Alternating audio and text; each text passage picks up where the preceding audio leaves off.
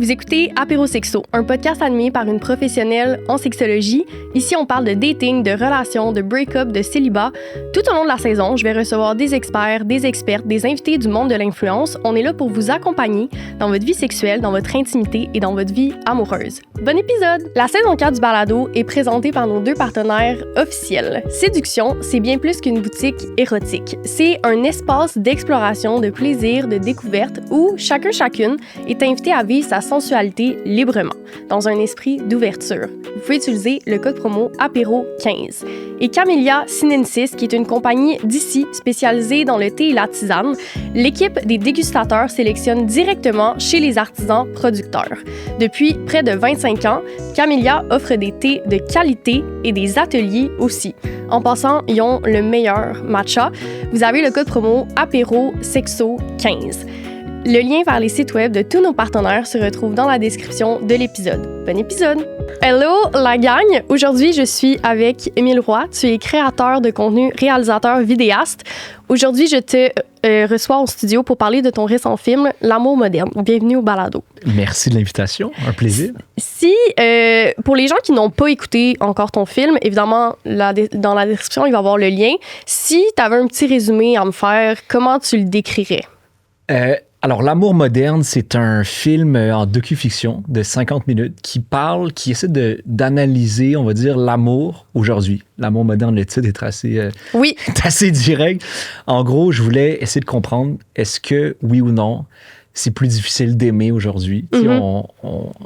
Je vois autour de moi des gens qui vivent beaucoup de défis sur les apps de rencontres, avec des patterns qui se répètent en dating, sur leur style d'attachement. Bon, je pense que notre époque a plein de défis. Et donc, je me demandais, est-ce que, et avec mon expérience personnelle aussi, est-ce que c'est plus difficile d'aimer aujourd'hui? Puis ça a été ma grande question. Puis j'ai rencontré beaucoup de gens qui ont témoigné, qui se sont ouverts à moi, à la caméra, des gens de tous les âges, des spécialistes, des sexologues, des sociologues. J'ai fait une grande recherche et j'ai beaucoup appris et c'est devenu une sorte de film un peu méli-mélo de tout ça sur l'amour. Parce que pour éduquer, tu es parti du vécu expérientiel des personnes que tu recevais et après, tu allais confirmer avec des experts, des expertes qui confirmaient ce que tu avais entendu dans tes entrevues. Puis je me demandais, est-ce que la raison de pourquoi tu as fait ce film-là à la base, est-ce que c'est parce que toi-même, tu étais déçu du dating et tu avais de la difficulté à trouver l'amour à ce jour? Absolument. Il y a eu plusieurs couches. La première couche, c'était mon expérience à moi. Donc, moi, j'ai 26 ans. Je ne sais pas si on a le même âge à peu près. J'ai 26, oui. On a exactement le même âge. Ouais. Donc, peut-être qu'on a un parcours qui se ressemble. Dans tous les cas, moi, je parlais à mes amis autour de moi et je remarquais qu'on était vraiment nombreux à vivre un peu les mêmes genres de scénarios. Tu sais, en dating, j'ai vécu une période de célibat de 3 ans. J'ai eu des belles relations. Tu sais, moi, mettons, je suis arrivé dans la vie adulte, j'ai eu 2 belles relations de couple jusqu'à mes 22-23 ans, dont une vraiment plus longue, qui a été très belle, qui m'a beaucoup formé, qui a été magnifique. Puis bon, ensuite, j'ai eu une période de célibat de 3 ans, jusqu'à récemment, jusqu'à la mi-vingtaine. Et bon, ça a été un peu rock'n'roll. Ça m'a fait un grand bien au début. J'avais besoin de ça, de vivre un moment seul, puis de faire des nouvelles rencontres et tout ça. Mais après un moment, je pense comme beaucoup de gens qui sont pris dans ça, j'ai aussi vécu la fatigue de tout ça, de la fatigue du dating, le fait de se sentir seul. Et surtout, pour moi, je pense que j'en avais marre de recommencer. Je pense que c'est un truc que beaucoup de gens vont se reconnaître peut-être de l'éternel recommencement du dating. Tu rencontres quelqu'un, tu te fais des attentes, tu as de l'euphorie au début, tu dis « Ah, c'est le fun, il y a peut-être une connexion. » Puis après ça, pour une raison ou pour une autre, ça marche pas. Et donc là, on est déçu, c'est normal. On est peut-être un peu blessé. On attend un peu, mais on a envie de recommencer. Donc, on re-swipe sur Tinder ou on repart dans une nouvelle rencontre. On refait une date. Et le piège avec ça, c'est que on enchaîne un peu un cycle qui a tendance à se répéter. Ouais. Et au lieu de vivre chaque rencontre comme une vraie rencontre nouvelle, je pense que beaucoup de gens vivent ça. On se met à suivre un scénario dans sa tête parce que ça fait trop mal d'être déçu à répétition. Et donc, on réfrène un petit peu, on freine nos émotions, on réprime nos émotions un peu à chaque fois et on agit par automatisme. Beaucoup de gens, je pense, dans le monde du dating, dans le monde du célibat, se mettent à agir un peu par automatisme, de manière très mécanique. Je suis tellement habitué de faire une première date, j'arrive en première date, je dis un peu toujours les mêmes questions, puis c'est un peu toujours la même dynamique, puis ça devient un scénario. Puis le piège avec ça, c'est que l'amour, on peut pas le prévoir, en fait. C'est pas un scénario. Tu peux pas le contrôler. Ça arrive entre les lignes, l'amour, d'une certaine manière. Ça arrive dans les surprises, dans les rencontres qu'on n'avait pas prévues. Donc voilà pour dire que tout ça, ça a commencé d'une fatigue et d'une sorte de mécanisme que je vivais, moi, aussi, à la base. Ouais.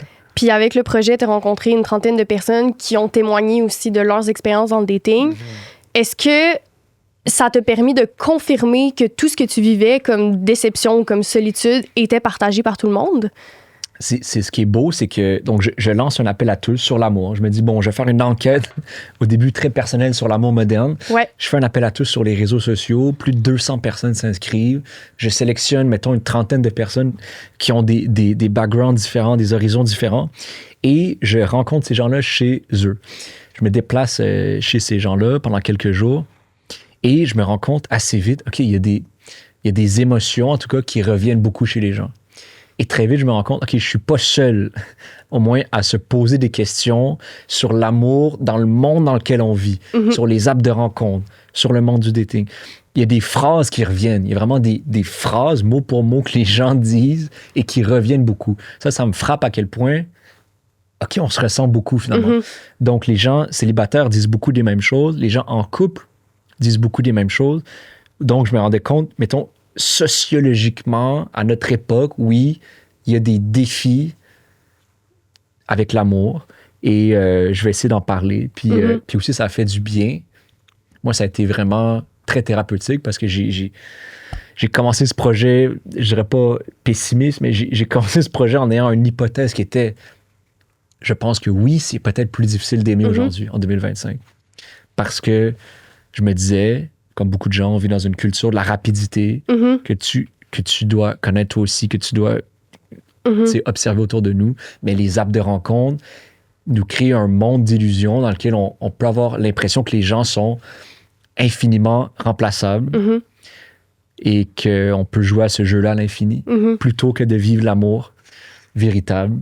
Donc, j'étais un peu dans ces pensées-là, puis finalement, ça m'a fait voir complètement autre chose. À la fin, je suis devenu beaucoup plus optimiste. Et maintenant, je dis, l'amour, je crois, est plus fort que jamais, en réalité, à notre époque.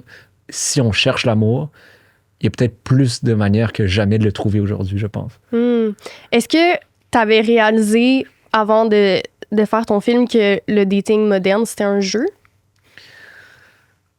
Je l'avais vécu moi-même, je l'avais observé autour de moi. Je me disais, il y a clairement, il y a une game, il y a un jeu.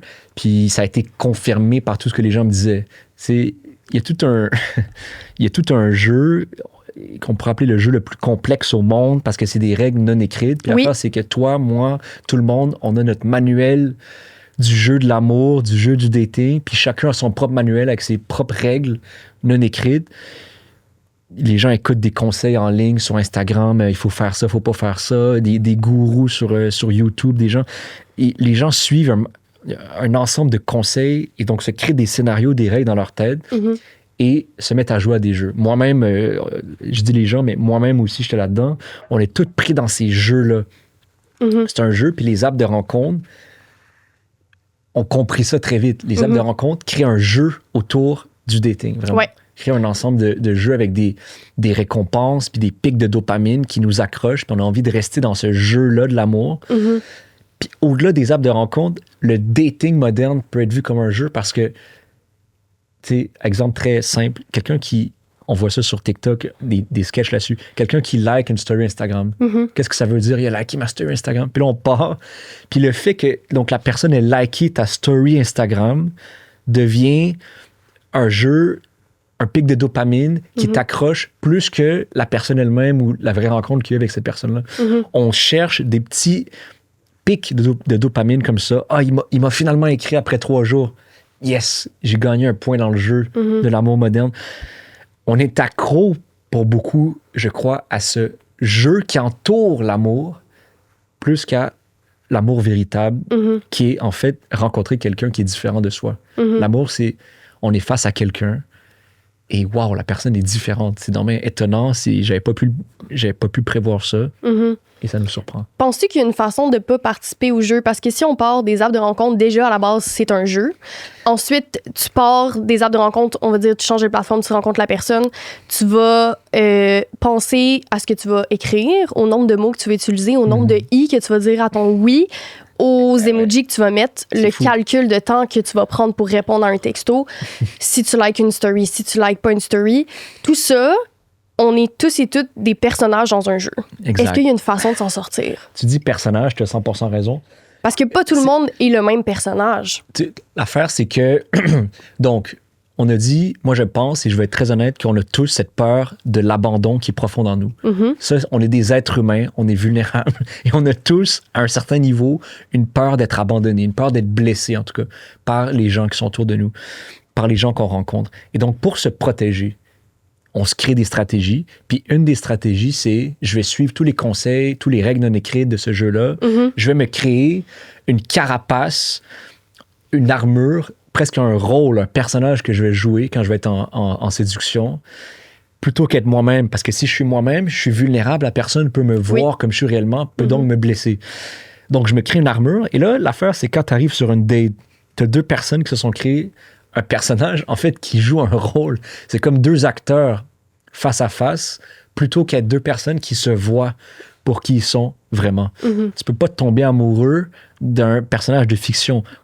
Ou tu peux, mais en tout cas, c'est d'autres enjeux. Tu peux tomber amoureux de la fiction, oui, mais si tu veux vraiment vivre une histoire d'amour qui est réelle, il faut que tu puisses voir au-delà des armures. Donc, on le fait pour se protéger, puis on le fait tous un peu. Puis je pense un travail de la modernité, c'est essayer d'enlever les costumes, les armures, les carapaces qu'on s'est créées pour se protéger.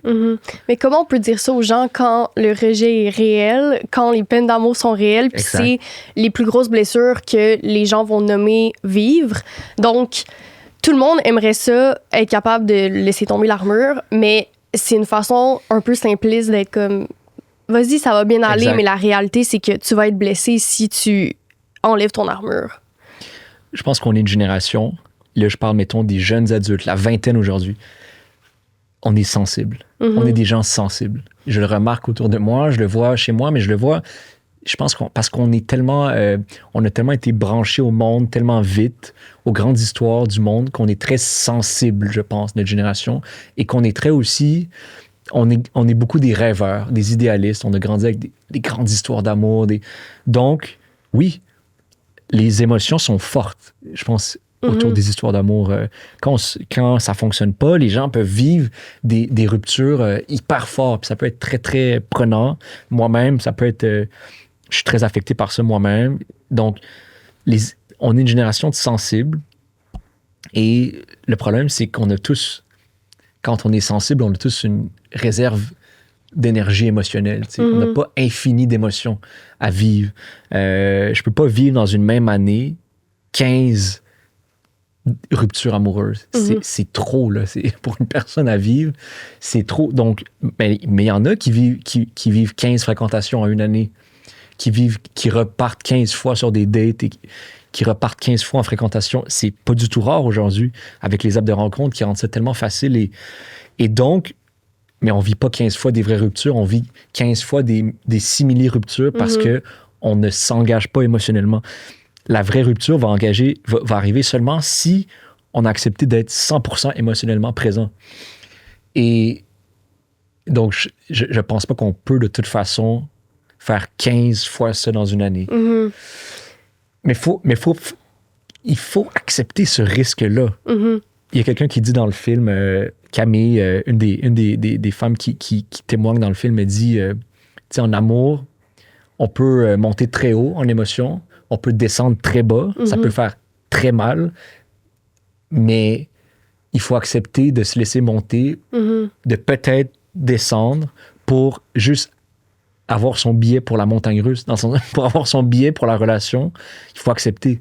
que ça va peut-être monter, peut-être descendre, peut-être un jour ça va être plus plat, un jour ça va aller beaucoup plus vite. Les relations amoureuses viennent avec beaucoup d'émotions. Puis si tu n'acceptes pas le risque que ça peut aller très mal aussi, tu ne vivras jamais aussi les grandes euphories. Donc, pour arriver à l'amour, il faut prendre ce risque-là, malheureusement, ou heureusement, mais prendre ce risque-là d'être blessé aussi. Penses-tu que les plus belles histoires d'amour, pour beaucoup, c'est leur première relation parce qu'on ne savait pas à quel point ça pouvait être blessant? Moi, j'ai vécu une relation de 8 ans qui était ma première relation. Je ne savais pas que l'amour pouvait être blessant. Quand ça s'est terminé, je me suis dit, plus jamais. Et ça t'a marqué? Ben tout t'a oui. marqué de ça, mais Oui. la fin te marque parce que tu ne savais pas qu'une telle émotion pouvait exister. Et je pense ça va sûrement, ça nous suit toute notre vie, notre première relation, ouais, absolument. On sait pas, tu sais, il y a quelqu'un qui parle dans le film de l'amour avec un grand A, puis c'est fascinant. Quelqu'un dans le film dit j'ai vécu jeune, un peu comme toi, il dit j'ai eu une relation de 4 ans, plus jeune, qui s'est terminée, j'avais peut-être 21, 22, il y avait peut-être 21, 22 quand ça s'est terminé. Puis il dit ça a été pour moi l'amour avec un grand A, ma plus grande histoire d'amour. Et il dit je pense honnêtement que je ne revivrai jamais ça dans ma vie. Alors moi, je le regarde et je pense qu'il a tort, dans le sens où je pense qu'il peut et qu'il doit y avoir plusieurs grandes histoires d'amour dans une vie, mais qu'on le vit, c'est normal, différemment. Puis cette même personne, c'est drôle parce que cette même personne qui m'a dit « J'y crois plus à l'amour avec un grand A », ça fait trop mal justement quand ça s'est terminé. Quelques mois plus tard, à la première du film, au cinéma L'Amour, il arrive accompagné de sa nouvelle copine et il me dit « Ah, finalement... » Ah ouais? Finalement, j'ai rencontré cette personne, puis je suis plus sûr que ce que j'ai dit, c'était vrai. Mais c'est juste un exemple pour dire que même quand on n'y croit plus du tout, la vie fait en sorte que il y a des surprises devant nous qu'on peut même pas imaginer. Puis je pense que ça arrive à tous les âges, à tous les moments de nos vies. Donc, l'amour avec un grand A, moi, je pense en tout cas, peut se répéter, se reproduire certainement. Puis est-ce que c'est en quittant le jeu du dating qui nous permet de nous laisser aller puis d'entrer dans une relation où la connexion va plus être importante que les caractéristiques? Comment on sort du jeu, sachant que le jeu est pour nous protéger? C'est à quel moment que les gens, des témoignages que tu as eus, sont capables de laisser aller le jeu pour se laisser la possibilité d'être blessé? Comment on fait pour sortir de ce jeu? Donc, un peu comme dans Jumanji, comment on sort de Jumanji, du jeu de société, et on arrive dans la vraie vie? Bon, la vie, je pense, tout ce que je dis, c'est le résultat de ma recherche puis de mes expériences. C'est pas la vérité infuse, mais je pense, la vie, ne peut pas être mesurée, ne peut pas être calculée, ne peut pas être encadrée dans des cases comme dans un jeu de société, justement. Donc, la vie, il y a un grand chaos qui est très beau, qui nous dépasse. C'est pas une liste. Quand tu rencontres quelqu'un, ça revient beaucoup. Et chez les couples les plus sains que j'ai rencontrés, me disaient, c'est pas une liste de critères. Quand tu arrives face à quelqu'un, tu dis pas, est-ce qu'il fait ça? Est-ce qu'il fait ça? Est-ce qu'il est comme ça? Est-ce qu'il est pas comme ça? Tu dis juste, comment je me sens? Dans le moment, comment on se sent? Est-ce que la connexion est là? Est-ce qu'on rit facilement? Est-ce que c'est facile? Est-ce que ça passe vite? Est-ce qu'il y a une connexion? Est-ce qu'il y a une chimie? C'est les seules questions qui doivent être là au début. Parce qu'il faut que la chimie soit vraie entre deux personnes qui sont elles-mêmes. Mais il faut pas... Le problème, c'est que si tu as vécu 1000 déceptions, en tout cas beaucoup de déceptions qui se répètent, tu as été beaucoup sur les apps de rencontre, tu as fait beaucoup de premières dates, et je parle aussi par expérience et des gens autour de moi, tu te crées dans ta tête toujours plus précisément une liste de critères. Tu dis, la personne parfaite, elle n'est pas comme telle personne que j'ai rencontrée, mais elle est un peu comme telle personne que j'ai rencontrée. Et là, tu te crées comme dans les Sims, ton âme sœur de rêve un peu. Qui est des tu te customises la personne que tu aimerais rencontrer dans ta tête. Mais en réalité, tout ça, c'est juste une fantaisie intérieure de toi-même. C'est pas une nouvelle personne. Une nouvelle personne, elle sera pas comme tu l'as imaginé. Elle va peut-être te surprendre, puis peut-être même être complètement opposée sur certains points de ce que tu penses rêver, de ce qu'est l'amour. Mais c'est ça qui est beau. L'amour, c'est pas un truc narcissique de trouver sa deuxième moitié. L'amour, ça fait du bien parce que c'est finalement, ouf, je suis plus avec moi-même, je suis avec quelqu'un d'autre.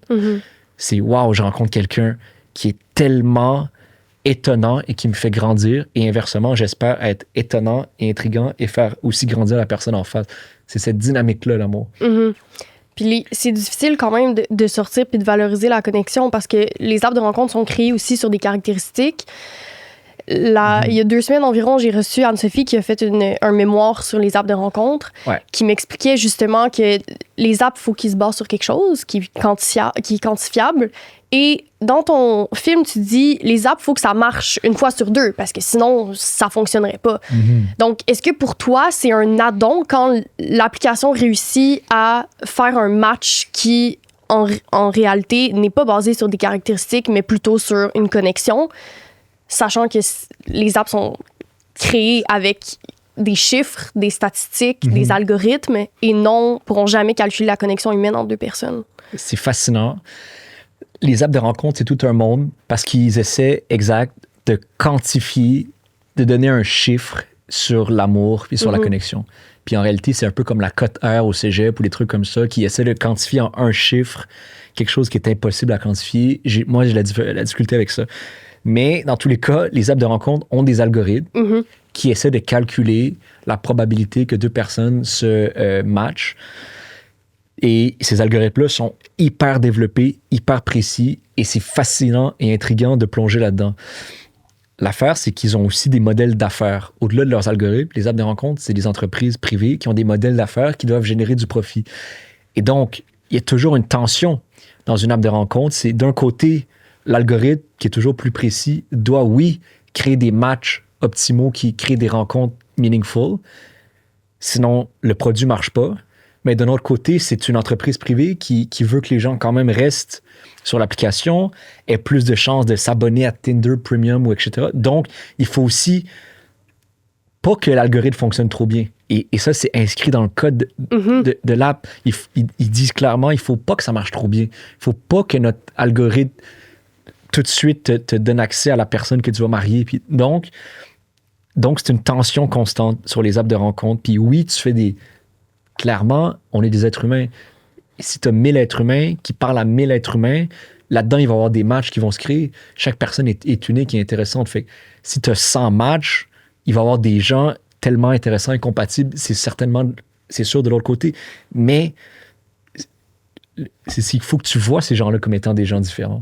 Si tu vois ces gens-là comme le numéro 46 avec qui tu as matché ce mois-ci, c'est plus des êtres humains, ça devient encore une fois un jeu. Ça devient juste des points dans un jeu, des pics de dopamine, nouveau match. Let's go, je suis content, je repars. On se réécrit un peu, on repart dans notre scénario qu'on connaît bien, on redit les mêmes phrases d'accroche, on repart dans ces scénarios puis dans ces armures, puis on rejoue au jeu plutôt que, attends, non, c'est une personne. Il y a des couples extraordinaires et durables qui se créent sur Tinder, Hinge, Bumble. Il y en a qui témoignent dans le film, des gens qui se marient, là, qui se sont rencontrés. Bien sûr qu'il y en a. Ouais. Mais il faut qu'il y en ait. Il y en a. Mais il y en a aussi beaucoup. Parce qu'il y a beaucoup de possibilités qui partent dans l'air, ça c'est certain. Il y a beaucoup de gens qui pourraient rencontrer, mais qui tombent dans des pièges, dans des illusions, plutôt que dans le fait de voir les gens un par un comme des personnes à part entière. Là. Je vous dérange un petit instant pour vous parler d'un de mes favoris de chez Camellia, et c'est le chai, leur chai bio. Grande fan, je l'aime autant seul qu'en chai latte. Moi, j'ai passion chai latte. Glacé, chaud, on peut tout faire. Et pour avoir un bon chai latte, là, c'est ça que des fois les gens oublient. Il faut que tu aies un bon chai. Donc, je vous recommande vivement celui-là. Il est inspiré du thé traditionnel indien aux épices, qui est à boire... Voyons, ma palette de chocolat à tombe. Qui est à boire en latte ou seul aussi. On peut ajouter un petit peu de sucre aussi, ce qui rend le tout vraiment délicieux. C'est un mélange réconfortant, apaisant, énergisant. Il y a de la cardamome, gingembre, cannelle, muscade. C'est le chai classique. Tu sais, si tu veux un bon chai, c'est le chai Camellia bio. Donc, sur ce, je vous conseille de passer votre commande en ligne avec le code promo APEROSEXO15. Voudrais-tu me rappeler là, la différence entre les algorithmes de Tinder, Bumble puis Hinge, parce que tu expliques qu'ils sont différents, mais qui sont owned par la même compagnie, c'est ça? Alors, Tinder et Hinge appartiennent à la compagnie qui s'appelle Match Group, qui possède une quinzaine d'apps de rencontre. Bumble est une exception, appartient pas à la même compagnie, mais Bumble a le même algorithme à peu près que Tinder. Donc, tout ça pour dire, du côté de Tinder, on utilise un algorithme qui donne une note aux gens, littéralement, qui donne un chiffre, un score d'attractivité, c'est-à-dire qu'ils vont analyser qui tu es, regarder toutes tes photos, mais surtout, ils vont analyser combien de fois les gens te like et combien de fois les gens ne te like pas. Ils vont dire, OK, lui, il est très populaire, on va lui donner une note assez élevée. Ou au contraire, très peu de gens le like, on va te donner une note assez basse et donc on va te mettre ton profil avec des gens qui ont une note proche de la tienne. C'est vraiment un truc, et c'est le même système, ça s'appelle le système de classement Elo, qui est utilisé aux échecs pour classer les joueurs d'échecs. Donc c'est vraiment un truc où ça devient presque une compétition et tu appartiens à un groupe et tu peux pas sortir du groupe dans lequel tu appartiens. Parce qu'ils te présenteront pas quelqu'un qui a un score de... Non, parce qu'ils C'est entre quoi les scores déjà? C'est dans le système Elo, traditionnellement, c'est entre 1000 et 2800. C'est ça. Mais voilà, fait que c'est des scores comme ça. Ouais. Ça peut être si très précis. Si tu as 1000, tu vas avoir des gens qui ont un score de 1000 et tu ne verras pas le 2800. Exactement. Puis en même temps, ils se disent, eux, c'est mathématique parce que de toute façon, les gens qui ont 2800 vont jamais liker les gens qui ont 1000. C'est quand même spécial parce que sur une app de rencontre, c'est vrai d'une certaine manière. C'est un mécanisme qui est vrai. Les gens vont liker un certain type de personnes et pas liker beaucoup d'autres types de personnes. Dans la vraie vie, c'est un peu différent. Et d'ailleurs, beaucoup de gens me disent, dans la vraie vie, moi, mettons, mon copain, je l'aurais jamais liké sur une app de rencontre. Ou inversement, telle personne, je l'ai liké sur une app de rencontre. On s'est rencontrés en vrai et ça n'a pas du tout fonctionné. Donc finalement... Les caractéristiques étaient là, mais il n'y avait pas de connexion. Exact. Donc, tu peux être dans le même score d'attractivité, mais pas du tout que ça soit une vraie chimie dans la vraie vie. Donc, finalement, mais c'est un peu discutable comme manière de fonctionner, mais c'est l'algorithme de base de Tinder et donc aussi de Bumble qui utilise aussi un score pour classer les gens. Hinge, qui appartient à Match Group, qui est la même compagnie qui possède Tinder, a un autre algorithme qui, lui, au lieu d'avoir un score pour classer les gens individuellement, va essayer plutôt de tracer des lignes entre deux groupes de personnes. Donc, mettons que tu es dans une configuration hétérosexuelle homme-femme. Ils vont essayer de tracer des lignes. Cet homme-là et cette femme-là ont des intérêts similaires, ont des envies similaires et pourraient se matcher mutuellement. Alors, ça peut être très complexe, le calcul, mais vraiment, ils vont analyser beaucoup de choses. Ils vont essayer de créer des matchs. Donc, ils vont présenter deux groupes de personnes qui auraient tendance à se liker mutuellement. C'est une autre manière d'arriver à un résultat qui est quand même un peu similaire à Tinder, mais c'est juste une autre manière de calculer.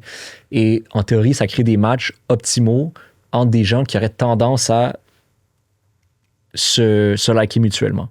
Mutuellement, c'est comme le mot-clé ici, mais finalement, dans la vraie vie, encore une fois, est-ce que ça fonctionne, ça fonctionne pas? Je vais laisser les gens répondre avec leur expérience, mais des fois oui, des fois non. C'est la réalité. Mais ça reste que même si c'est deux différents types d'algorithmes, j'imagine que, je sais pas s'il y a des recherches là-dessus, mais il n'y en a pas un nécessairement qui doit ressortir d'un qui fonctionne le mieux parce que il n'y a aucune app qui va pouvoir prendre en compte la connexion mutuelle entre deux personnes. Donc, oui, ils vont pouvoir nous matcher par des caractéristiques, mais la réalité, puis moi, je l'ai vécu beaucoup, il y a des gens que je rencontre que je regarde leur profil, je les entends parler, tout fit, là. Je veux dire, théoriquement, si je vais dans la liste de l'homme de ma vie, ça fonctionne. Mais il y a ça qui marche pas. Exact. Puis l'app ne pourra jamais... Jamais. L'app crée une rencontre initiale, mais après, le cœur, le nerf de la guerre se passe après. Puis ça, c'est deux personnes en vrai, face à face, qui discutent, qui vivent des vrais moments. Puis ça, que tu te sois rencontré sur une app de rencontre ou ailleurs dans la vraie vie, c'est la même chose pour tous. C'est-à-dire qu'il faut vivre un moment ou non avec la personne, des dates et tout ce qui s'ensuit. Puis donc, être vraiment présent et être vraiment à l'écoute de l'autre. Tu sais. Dans ton tournage, toi, tu as rencontré l'amour. Ouais. Penses-tu que... Pourquoi c'est arrivé selon toi? Pourquoi alors, cette fois-là, c'est arrivé? Ça va être vraiment... C'est fascinant, c'est une belle histoire. Moi, c'est arrivé en parallèle du tournage. C'est-à-dire, si je raconte l'histoire, on va dire, je prends pas de recul et je raconte l'histoire. Moi, il y a 2 ans et demi, je suis allé à un événement qui s'appelle C2 Montréal, qui est un, je sais pas si tu connais, c'est des conférences à Montréal, créatives et d'affaires. Et bon, j'aime beaucoup ces événements, j'y vais à chaque année, plein de belles conférences. Et je croise une fille qui travaille là, qui s'appelle Frédéric, qui est instantanément, je la vois, elle travaille là, et j'ai un petit crush sur elle, instantanément. Et donc, je vais, après un certain temps, je vais lui parler, en vrai. On se fait connaissance un peu, très brièvement, mais on fait connaissance un peu, et j'ai un petit crush sur elle. Ensuite, il y a un party de cette même conférence-là, ces deux, et je la revois, et encore une fois, et là, je prends mon courage, et je vais la voir, et on a encore une brève interaction, mais je sens que, tu sais, quand même, puis on s'ajoute sur Instagram, puis bon. Mais à ce moment-là, ça, c'était il y a 2 ans et demi, donc là, je lui écris sur Instagram, et je l'invite à prendre un verre. Mm-hmm. Elle me deny complètement. OK. C'est tout à fait correct. Mais voilà, à ce moment-là, c'était pas le bon timing. Elle me deny. Et donc, c'est parfait. Moi, je vis ma vie, mais on reste amis sur Instagram. Mm-hmm. 2 ans plus tard, et c'est l'importance d'ailleurs du timing pour celles et ceux qui nous écoutent. 2 ans plus tard, je participe à un podcast. Et ça, c'est drôle parce que je pense pas qu'ils le savent, mais le podcast La vie sociale de Carl et Camille, extraordinaire conversation. On fait le podcast, l'épisode sort. En fait, on fait le podcast, je commence le tournage de L'amour moderne. Ouais. C'était au début 2025, début de l'année. Je commence le tournage de L'amour moderne. Je fais les premiers tournages de témoignages. Je suis célibataire à ce moment-là. Et juste la semaine après les premiers tournages, j'ai été très secoué par toutes ces rencontres de toutes ces personnes-là. C'est déjà très thérapeutique, puis je suis très content, mais le projet évolue encore beaucoup sur l'amour. L'épisode La vie sociale sort. Frédéric, qui me suit sur Instagram, qui voit l'épisode, écoute l'épisode et m'écrit un très gentil message en disant « J'ai écouté ton épisode, j'ai trouvé ça vraiment intéressant, tu parles de X, de Y. » Et je réponds à ça, je dis « Merci, c'est gentil, merci. » Et elle me repose des questions. Finalement, une conversation se crée et je sens qu'il y a une belle énergie. Et donc, je l'invite une deuxième fois. Une deuxième fois. Et la deuxième fois a été la bonne pour aller prendre un verre. Et dès la première seconde où on s'est assis, extraordinaire connexion, extrêmement facile dès le début. Mm-hmm. Dès le début, extrêmement facile. C'était comme si on se connaissait depuis des années, mais on s'est rencontrés, puis c'était hyper drôle, hyper léger, hyper beau. Et donc, des fois, c'est une question de timing et la vie nous dépasse. Et donc, ça, c'est arrivé. Et là, je continuais les tournages de L'amour moderne et l'écriture parce que ça évolue en même temps. Tout ça s'est fait un peu en parallèle, exact. Mm-hmm. Est-ce que tu as l'impression que ces histoires-là peuvent arriver plusieurs fois dans une vie? Avec ce que tu avais vécu dans tes relations précédentes, là, tu me dis c'était facile. Est-ce que c'était autant facile avec les personnes d'avant? Oui. Oui, je pense que oui. Qu'on a plusieurs, entre guillemets, déjà, âmes-sœurs? C'est fascinant parce que moi, je pense qu'on a...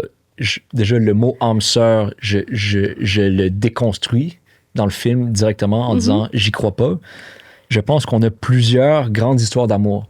En tout cas, je sais pas si tu connais la psychologue Esther Perel qui parle beaucoup d'amour, qui est brillante. Elle dit, dans une vie adulte, il y a 3 grandes histoires d'amour. Mais tu peux avoir une seule relation qui dure toute ta vie. Il y en a qui le font, puis c'est magnifique à voir. Mais il faut que la relation évolue 3 fois. Il faut que la relation évolue. Donc, tu as 3 grandes histoires d'amour dans ta vie adulte. Elle dit ça. Moi, je pense ça peut être 3, ça peut être plus, parce que tu as aussi l'adolescence et on expérimente, puis on est à une époque où c'est peut-être plus éclaté, mais je crois, on peut avoir en tout cas plusieurs grandes histoires magnifiques qui nous dépassent d'amour dans une vie. J'y crois, je l'ai vu, je le vois autour de moi, je l'ai vu dans ma famille, je le vois ailleurs. J'y crois vraiment. Donc, l'âme sœur, c'est pas l'âme sœur, c'est l'autre. C'est ce qu'on disait, mais je crois pas qu'on a une personne seulement qui nous complète et qui est là quelque part et qui nous attend et qui va enfin comme un antidote à la solitude ou comme un antidote à nos blessures profondes qui va arriver puis qui va enfin nous donner la solution. Ça, je crois pas du tout à ça. Je crois qu'on est des gens tellement... Chaque personne est complète déjà. Chaque personne est complexe à son vécu, à son bagage et tout. Et c'est plein d'êtres humains dans un monde chaotique qui, parfois, il y a des bons timings, il y a un peu de chance, des gens qui se rentrent en collision. Et ça crée des magnifiques histoires d'amour. Et c'est des gens sensibles qui rentrent en collision. C'est ça. Est-ce que cette relation-là, pour toi, fonctionne parce que tu as été capable d'être vulnérable? Qu'est-ce qui t'a versus les autres dates que tu avais eues, là. Oui, il y a eu comme la connexion, mais à un moment donné, il y a sûrement un moment où tu t'es dit, est-ce que je dois me protéger ou je dois me laisser aller? Qu'est-ce qui a été pour toi le déclic? Je pense qu'il y a une question de timing, comme on a dit. Donc, il y a 2 ans et demi, c'était pas un bon timing. Je pense que là, j'aurais été vraiment plus dans tous ces pièges-là de jeu. J'étais sur les apps de rencontres, etc. Ça n'aurait pas fonctionné. Et donc, ça n'a pas fonctionné il y a 2 ans et demi. Depuis, quand j'ai rencontré la deuxième fois la vraie Frédéric, j'étais plus sur les apps de rencontre depuis presque 1 an. J'étais plus du tout dans cette façon de voir le dating. J'étais 100% dans une période de ma vie extraordinaire où je prenais le temps. Puis des fois, il y avait des rencontres dans la vraie vie qui arrivaient de manière super naturelle dans la vraie vie. Mais souvent aussi, c'était juste, je construisais et je construis encore ma vie. On a le temps, on est jeune, tu sais. Donc, c'est arrivé dans une période où j'étais bien. J'étais plus dans un truc de répétition de dating du tout. J'étais plus sur les apps de rencontre. Les apps de rencontre, je dis aux gens, si vous avez eu plusieurs déceptions, supprimez-les. On fait des rencontres. On fait des rencontres à chaque semaine dans le monde dans lequel on vit. Les gens sont... Il y a tellement de gens juste autour de nous, juste dans les événements, à l'école, au travail, dans les parcs, dans les bibliothèques, dans les bars. Il faut juste être ouvert. Mais quand tu as Tinder, Hinge, Bumble sur ton téléphone, je suis certain que ça change ta manière juste d'entrer dans une pièce. Ça change ta manière juste d'entrer dans le bar parce que tu dis, j'ai cette béquille-là qui est Tinder, qui est Bumble. J'ai déjà 14 personnes à qui je suis en train de texter. Pourquoi je vais être vraiment ouvert et attentif à la personne devant moi? Donc, j'ai dit aux gens, supprimez les apps de rencontre. C'est pas la seule solution. Pour certains, ça peut marcher. Mais si vous avez eu des déceptions, c'est la première étape, je pense. Un moment sans ça. Pour se réarrimer au moment présent quand tu fais des rencontres. Mais comment on aide les gens à... Parce qu'une fois que tu supprimes les apps de rencontre, comme tu dis, tu vas sûrement être plus ouvert ou ouverte aux rencontres organiques qui peuvent se dérouler dans ta vie. Par contre, pas tout le monde est à la même place par rapport à ça. Puis il y a beaucoup de gens qui sont stressés d'approcher quelqu'un dans la vraie vie parce que on le fait plus, en réalité. Ouais. Est-ce que tu pousses les gens à le faire? C'est quoi ton... Parce que oui, tu t'exposes à un rejet aussi, là, mais toi, tu l'as fait... Oui, tu étais sur une app quand tu l'as fait, te proposer d'aller prendre un verre. L'aurais-tu fait en vrai? Ben, la première fois, on était en vrai, c'est ça qui est beau. Je suis allé lui parler en vrai et j'ai vécu le rejet dans le sens... La première fois, j'ai vécu le rejet, puis c'est quoi? C'était parfait. Ouais. On vit anyway le rejet en ligne aussi. C'est-à-dire que soit tu vis le rejet parce que la personne te ghost, puis ça, c'est très présent, ou parce que finalement vous êtes trop occupé puis vous arrêtez de vous écrire, ou parce que vous allez en date puis ça fonctionne pas. Mais dans tous les cas, il y a un peu de rejet à la fin. Une des deux personnes va être moins intéressée. On vit le rejet anyway, ça fait partie de la vie.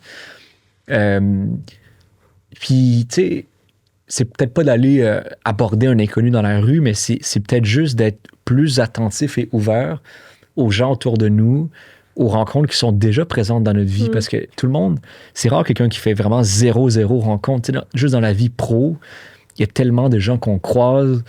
Ça peut être à l'épicerie, là. Je veux dire, t'as pas nécessairement besoin de travailler dans un bureau pour rencontrer des gens, là. Exact. Dans l'allée des légumes à l'épicerie, entre deux aubergines, les rencontres se font partout. Une des filles qui témoigne dit on va aller au Rona, puis on va avoir l'air perdu dans l'allée des outils, puis on va peut-être trouver enfin la personne qu'il nous faut. Mais donc, bon, chaque endroit peut être approprié pour rencontrer quelqu'un, mais juste de changer, je pense que c'est juste une question de mindset, de changer ta façon d'approcher un moment. Dans la sexualité, là, on va se le dire, on fait tout le temps les mêmes affaires dans le même ordre, dans le même lieu, avec la même personne, tout le temps. Là, je vous dis pas de changer de partenaire, OK? C'est pas ça. Mais je trouve que ça vaut la peine d'apporter un peu de différent. Parce que le cerveau adore la nouveauté.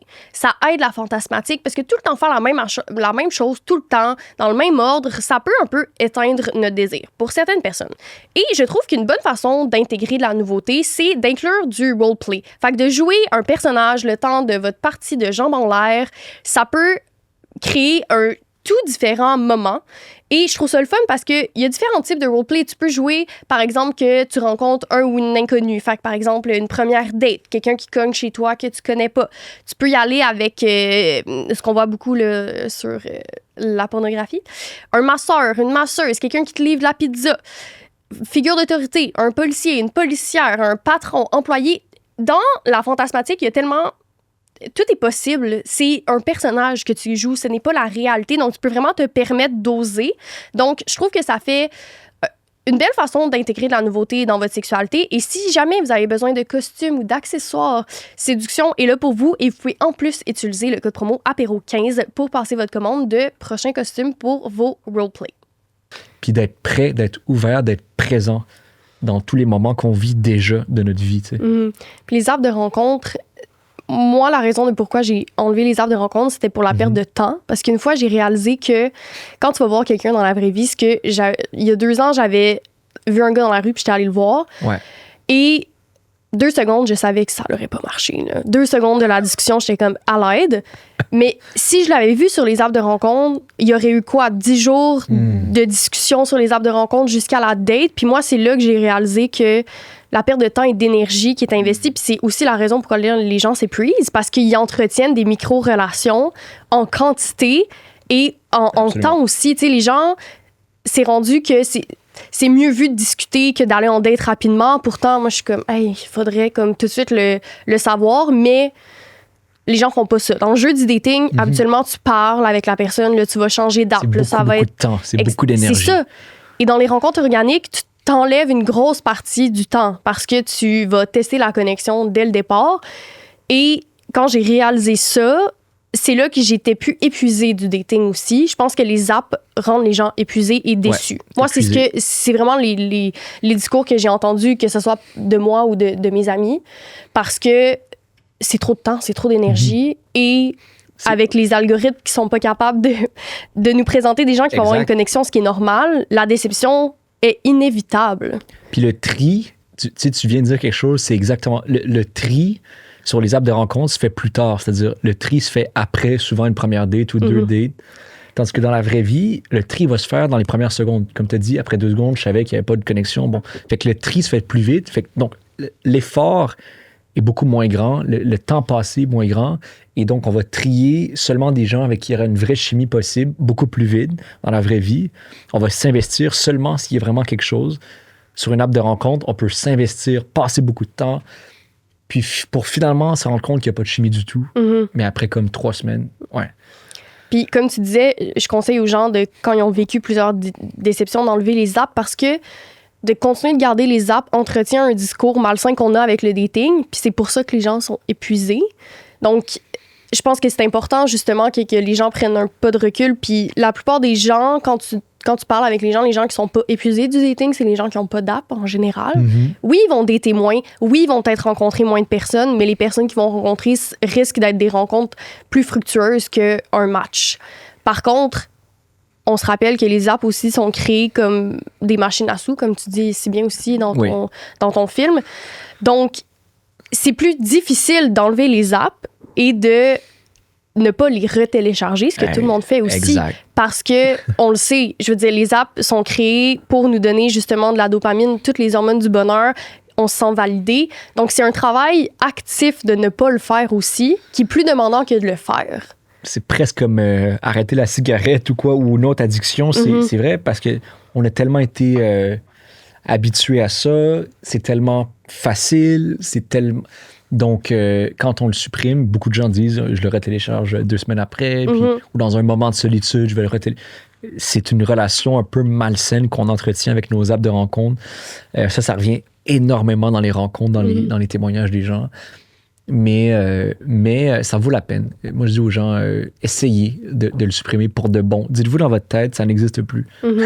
Ça n'existe plus. Je rencontre quelqu'un dans la vraie vie, où on verra, ou peut-être pas tout de suite, c'est peut-être dans 3 mois, mais prenez le temps. T'sais. Puis, je trouve que, en tout cas, moi, de l'avoir fait, c'est vrai que les premiers jours, les premières semaines, c'est comme une addiction, là. Genre, c'est comme, il y a comme un manque, mais petit à petit, t'oublies que ça existe, là. Sincèrement, après un certain temps, t'oublies que les apps de rencontre existent.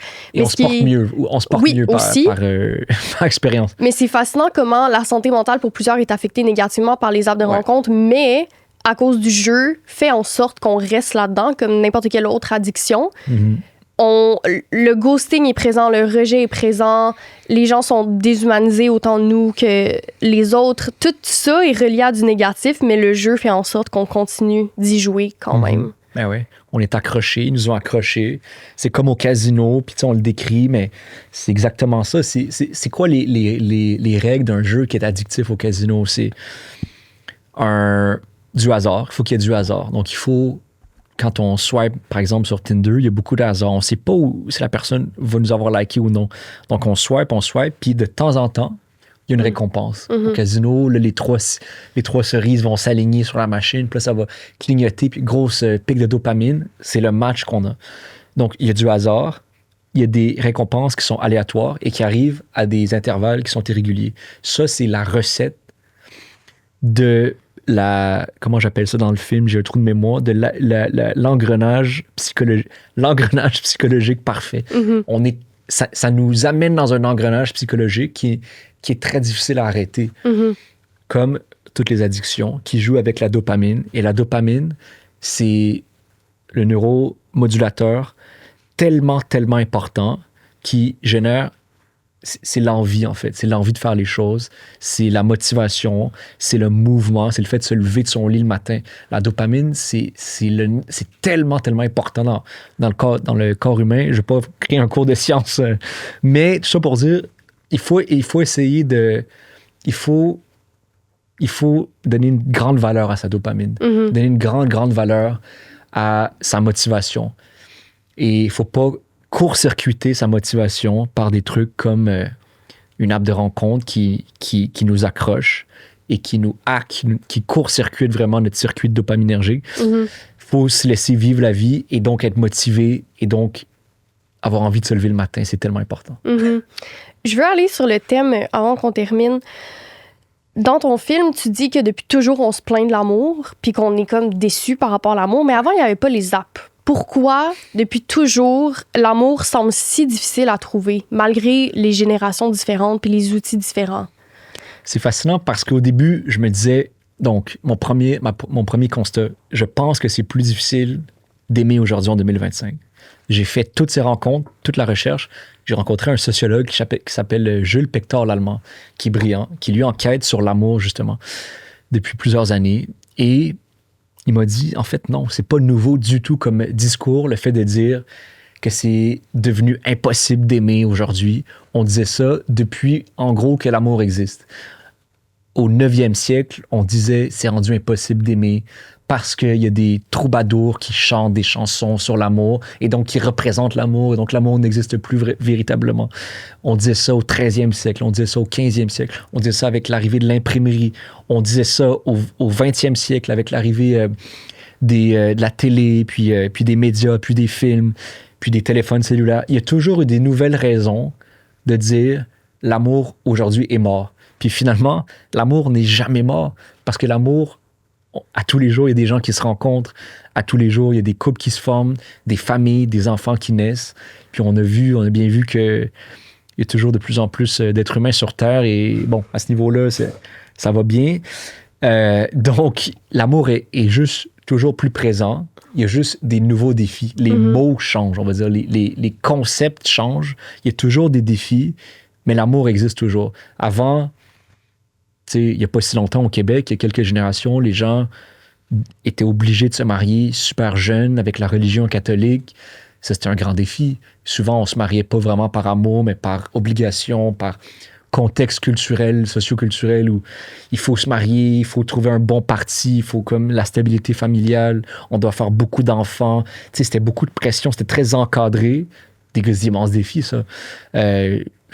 L'amour romantique profond, comme on le vit aujourd'hui, était vraiment moins mis en avant parce que pour la plupart des gens, c'était un rêve inaccessible. On se mariait juste pour des raisons logiques, rationnelles, culturelles. Donc aujourd'hui, on est à une époque où ça a été déconstruit, éclaté, pour le meilleur et pour le pire. Il y a plein de nouvelles façons d'aimer, des couples ouverts, des troupes, le polyamour, mais même dans un contexte hétérosexuel où il y a plein de... L'amour est éclaté. On s'est beaucoup tourné vers l'individu, dans les dernières décennies, l'individualisme, nos désirs, essayer de sonder comment je me sens. Et ça, c'est super parce que ça nous permet d'identifier des enjeux de santé mentale, de mieux se comprendre, mieux se connaître. Mais en même temps, c'est difficile de coordonner 8 milliards de volontés individuelles sur Terre. T'sais. On est 8 milliards qui veulent être dans leur individualité, puis se comprendre, puis se connaître, puis faire son chemin. Puis donc, ça vient avec plein de défis, mais c'est notre époque, puis c'est magnifique. Puis en même temps, je pense qu'on est à la bonne époque pour aimer, parce qu'on est, comme je disais, une génération de gens sensibles, rêveurs, idéalistes, des déloulous, des gens qui rêvent d'amour, de grand amour. Donc, il y en a beaucoup en même temps, en ce moment, peut-être même autour de nous, il faut juste ouvrir les yeux, qui rêvent de grand amour. Mm-hmm. Donc, on est peut-être à la bonne époque pour les trouver. Puis, tu as rencontré différentes personnes de différentes générations aussi. Qu'est-ce que tu as remarqué, soit qui se ressemblaient ou qui se différenciaient dans les témoignages que tu as eus des personnes qui n'est pas dans notre tranche d'âge, par exemple? C'est intéressant parce que j'ai effectivement parlé à des gens de 20 à 65 ans pour ce film.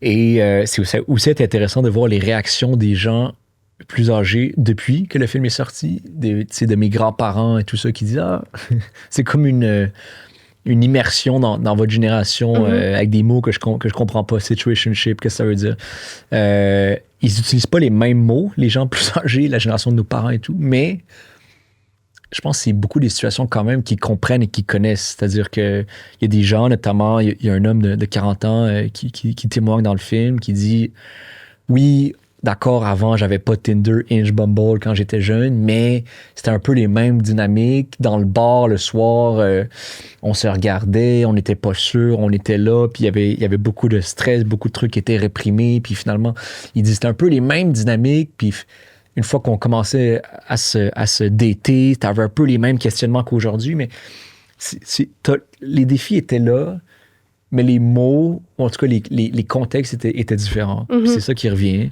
Après, j'ai une dame de 65 ans qui parle dans le film, qui est célibataire, qui est sur les apps de rencontre et qui dit je swipe, j'écris ma bio, puis je rencontre tel homme, on s'en va au Tim Hortons prendre un café, puis finalement le courant n'a pas passé. Puis fait que c'est un peu les mêmes phrases que j'entends d'une jeune fille de 22 ans qui parle.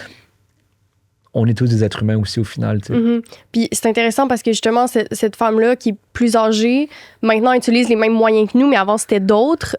Mais au final, tout est semblable, puis les histoires se ressemblent. Les outils sont différents, la façon de faire est différente. Mais je pense que ça démontre aussi qu'on cherche tout l'amour aussi. On va le faire de toutes les façons qu'on peut le faire, peu importe les générations.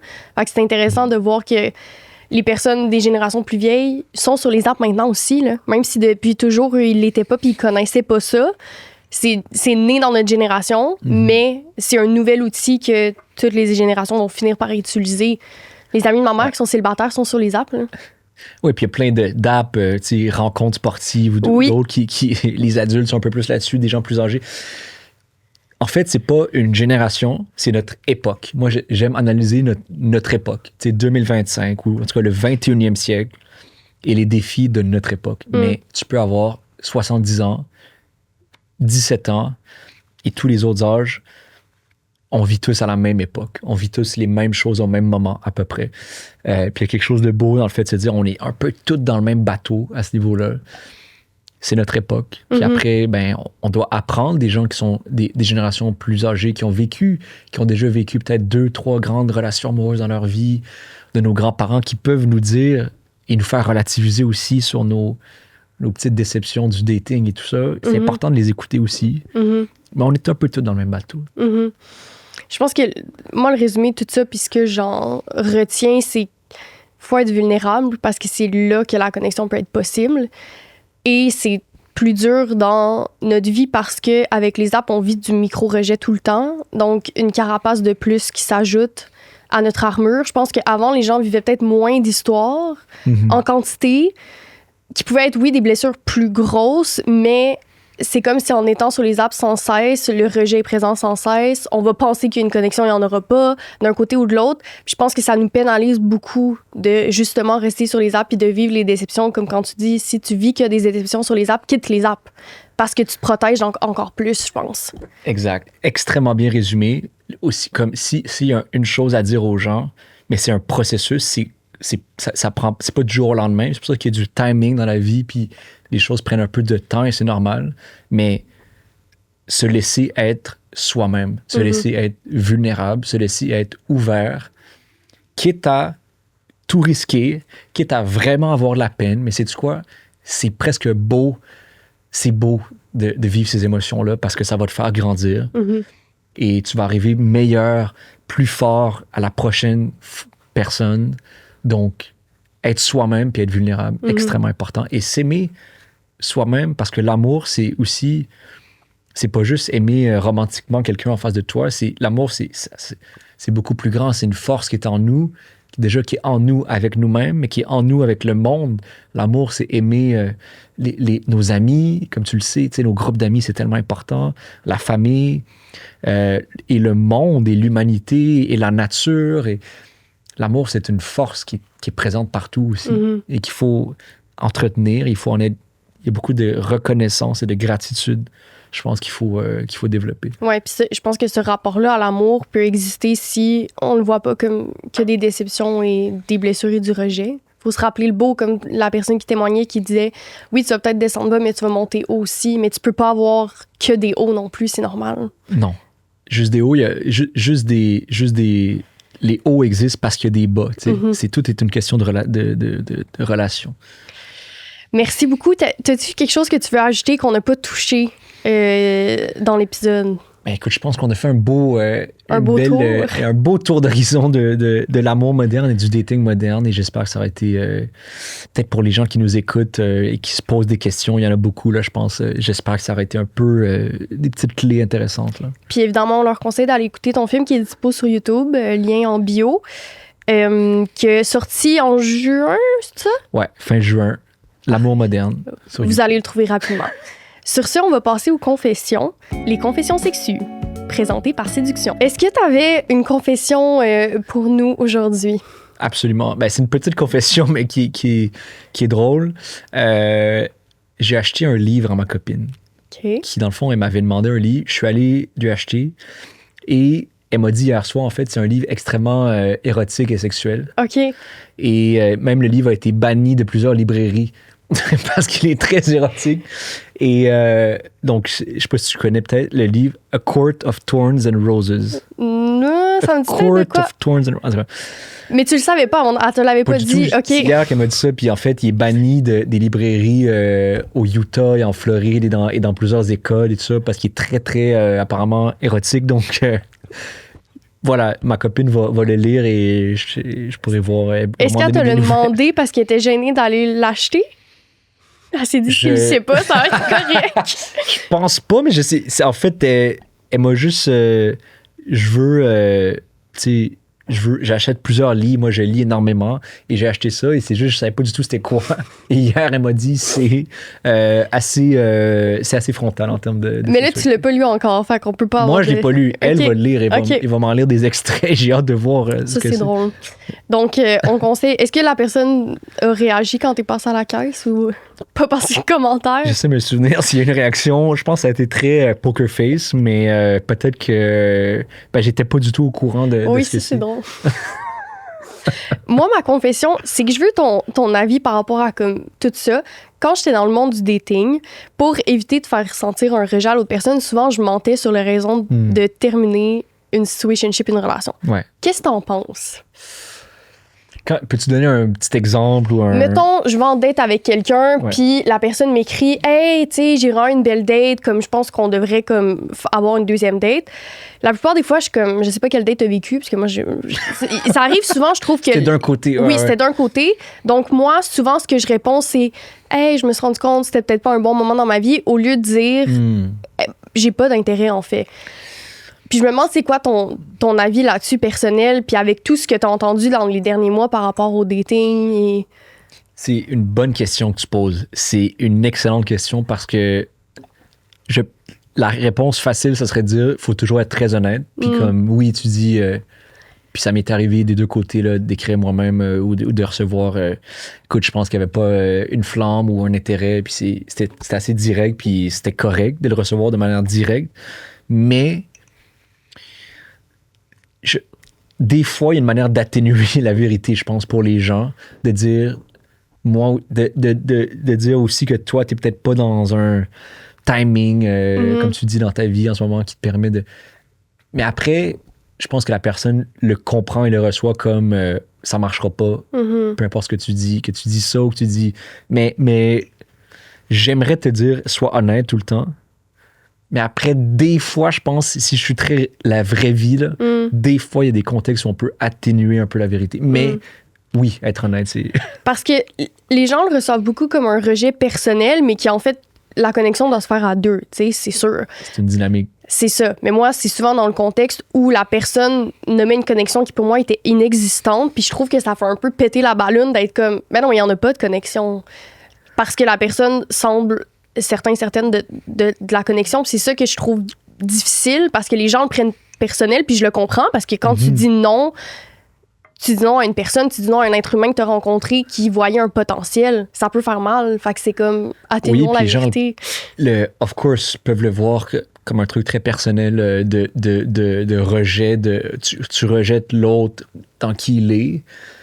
Mais après, tu sais, j'ose espérer que si toi, tu dis que tu n'as pas senti une connexion, ça m'étonnerait que la personne ait senti une immense connexion extraordinaire. Juste d'un côté. Tu sais, peut-être que la personne voulait aller sur une autre date ou quoi, mais sans non plus être hyper engagé. Puis, tu sais, je pense que ça fait mal, surtout si il y a vraiment eu une connexion, il y a eu un vrai moment, puis après, ça marche pas pour une raison ou une autre, d'un côté ou de l'autre, après quelques temps. Mais si c'est juste une date ou quoi... Puis souvent, c'est que, là, on rentre pas là-dedans parce que c'est un gros sujet, mais souvent, ces moments-là, pour moi, quelqu'un qui dit qu'il y a une connexion, je sens tout de suite un style d'attachement plus anxieux, puis moi qui va être évitante. Fait que si on rentre dans cette dynamique-là, ça sera pas sain. Là. Fait que quelqu'un qui nomme ça, pour moi, c'est un peu un red flag quand moi, je l'ai pas senti, par exemple, parce que... Mais si tu l'aurais senti, si tu l'avais senti, t'aurais apprécié l'honnêteté de la personne ou non? Je sais pas qu'est-ce que je préfère. Je pense si toi, t'avais une connexion extraordinaire, puis que la personne arrivait et disait « j'ai une connexion extraordinaire », ouais. Oui, ça, tu veux le savoir. Ah bon. Mais si la connexion n'est pas extraordinaire, exact. C'est ça qui est pas facile. Puis moi, c'est vraiment la dynamique que je sens. Parce que le jour où tu as une connexion extraordinaire, ça mutuelle, mutuelle, et que la personne t'écrit « c'était une connexion extraordinaire », c'est pas un red flag, c'est un green flag. Parce que on a été deux à vivre la même chose et on va se communiquer des choses directement. C'est important. Absolument. Merci pour cet épisode. Merci de encore avoir parlé de ce sujet qui doit faire beaucoup partie de ta vie des derniers mois. Ben, c'est moi qui te remercie pour cette discussion vraiment intéressante comme à chaque fois. Puis j'espère que ça va avoir aidé aussi les gens. En résumé, enlevez les apps de rencontre de votre téléphone. Enlevez les apps et allez à l'épicerie dans l'allée des légumes. Oui, absolument. À la semaine prochaine. Bye! Merci. Je tiens à remercier toutes les personnes qui rendent ce beau projet possible, notamment nos 2 partenaires officiels, Séduction, envie de pimenter ta vie sexuelle ou simplement de mieux te connaître. Chez Séduction, on t'écoute, on te guide, on t'équipe. Le plaisir commence ici. Camellia Sinensis, une référence locale pour découvrir et apprécier le thé. On a aussi Gabriel Boutin qui a pris la photo de la saison 4. On a Fred Tacvorian qui a fait notre musique, le studio SF qui nous reçoit chaque semaine et Small Medium Large qui ont fait tout le design intérieur de notre studio. Soyez au rendez-vous tous les lundis pour les prochains épisodes. Bisous!